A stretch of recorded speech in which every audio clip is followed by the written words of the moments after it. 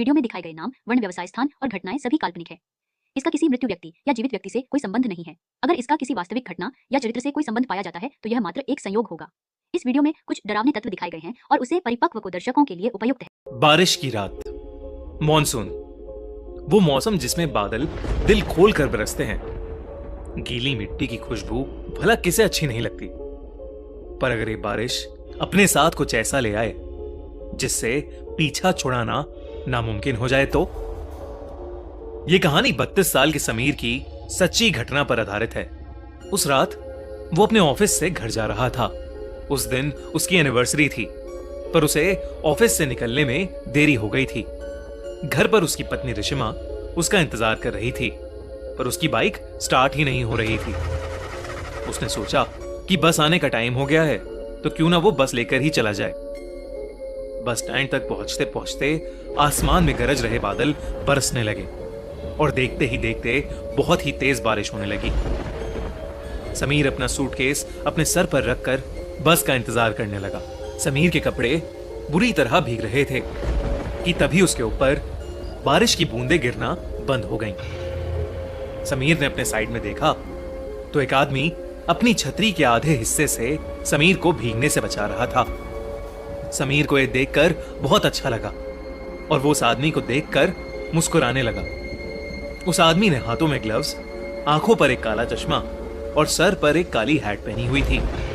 इसीलिए समीर को वो आदमी दिखने में थोड़ा अजीब लग रहा था।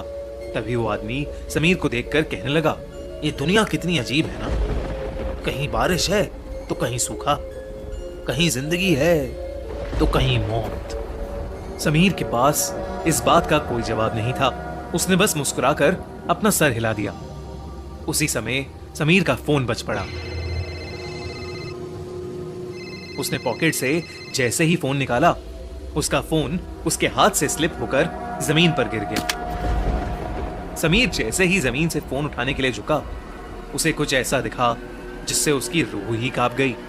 उसके साथ में खड़े आदमी की टांगे ही नहीं थीं और ना ही उस आदमी के जूते के अंदर पैर थे। मानो वो आदमी हवा में झूल रहा था।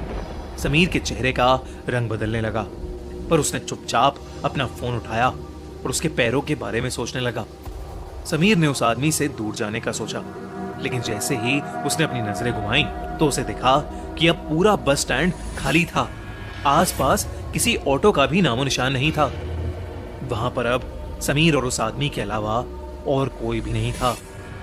समीर की हालत अब खराब हो रही थी। देखते ही देखते बारिश और तेज होने लगी। उस तूफान के बीच उस बस स्टैंड पर वो ही दोनों खड़े थे। समीर को बारिश की वजह से अब कुछ ढंग से दिखाई भी नहीं दे रहा था। उसे कोई बस भी आती हुई दिखाई नहीं दे रही थी। समीर ने अपनी वाइफ रिशिमा को मैसेज किया और उसे अपनी सिचुएशन बताते हुए जल्दी से आने के लिए कहा।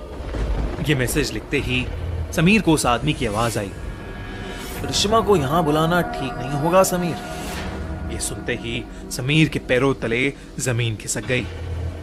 वो उस छतरी के नीचे से निकलकर रोड की दूसरी तरफ भागने लगा। बिना पीछे मुड़े समीर तब तक भागता रहा जब तक उसे वो आदमी दिखना बंद नहीं हो गया। भागते भागते समीर बहुत ज्यादा थक गया था। समीर रोड के साइड पर लगे एक बेंच पर बैठ गया। उसने अपनी तेज चल रही सांसों को नॉर्मल किया, पर तभी एकदम से उसके सर पर पड़ रही बरसात फिर से बंद हो गई। समीर ने सहमी नजर से अपने साइड में देखा तो उसकी साइड में फिर वही आदमी छतरी लिए बैठा था। ये देखकर समीर की चीख निकल गई और वो तुरंत उस बेंच से उठकर फिर से रोड की तरफ भागा। रोड पर बारिश की वजह से अब धुंध भी आने लगी थी। आसमान में कड़कती बिजली की आवाज समीर की चीखों को दबा रही थी। थोड़ी दूर आकर समीर फिर से रुक गया। वो बार बार पीछे मुड़कर देख रहा था। हाफते हाफते जब उसने सामने देखा तो बहुत जोर से बिजली कड़की और उस बिजली की चमकती रोशनी में उसे वही आदमी रोड के बीचों बीच खड़ा दिखाई दिया। इस बार सिर्फ उसका आधा शरीर हवा में तैर रहा था।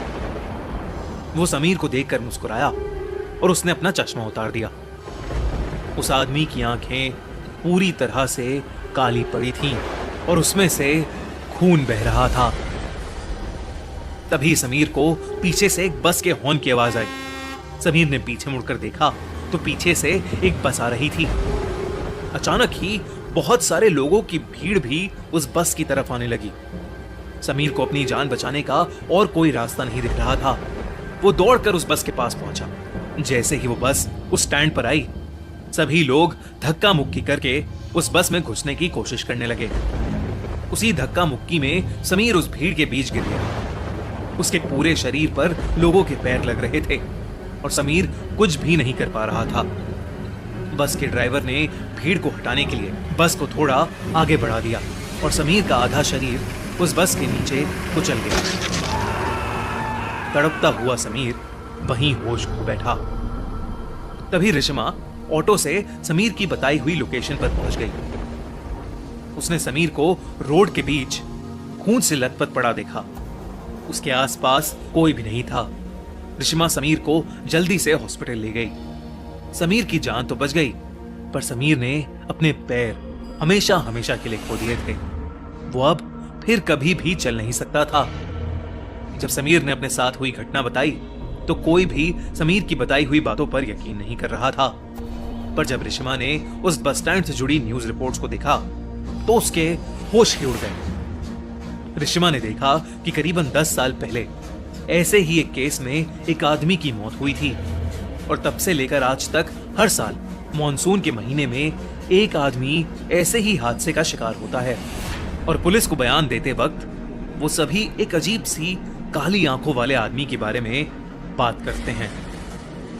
रिशिमा समझ गई थी कि समीर भी उस काली आंखों वाले आदमी का शिकार हुआ है। कुछ ही सालों बाद डिप्रेशन के कारण समीर की मौत हो गई। अब रिशिमा हर साल मॉनसून के महीने में उस बस स्टैंड पर जाती है इसी उम्मीद में कि उसकी मुलाकात उस काली आंखों वाले आदमी से हो जाए। रिशिमा को हमेशा लगता है शायद वो काली आंखों वाला आदमी भी ऐसे ही किसी भीड़ के नीचे आकर मर गया होगा और अब वो सबसे अपना बदला ले रहा हो।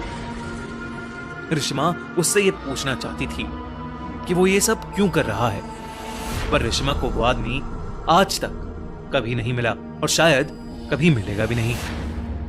पर आपको क्या लगता है, कौन था वो आदमी और उसने समीर को ही क्यों चुना?